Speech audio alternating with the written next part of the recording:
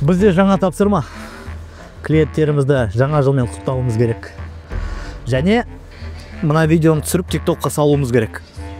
Қуасың ба? Тапсырма жоғарыдан кетті. Билемесек, жұмыстан шығарып жібереді. Не күліп тұрсың?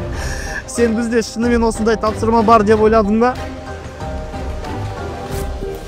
Мен бәрін түсіндірем. Түсіндір. Қазақ Энерджи Чарджда науқан болып жатыр. Бізді белгілеп, бізге жазылса 10 киловатт сыйға алады. Біз оны ол туралы айтпасақ болмайды. Жібер мені, жібер! Менде басқа идея бар. Құрметті достар, бүгін Айдар сіздер үшін қуатты челлендж жасап жатыр. Оны қолдаңыздар. Бізді белгілеңіздер және жазылыңыздар.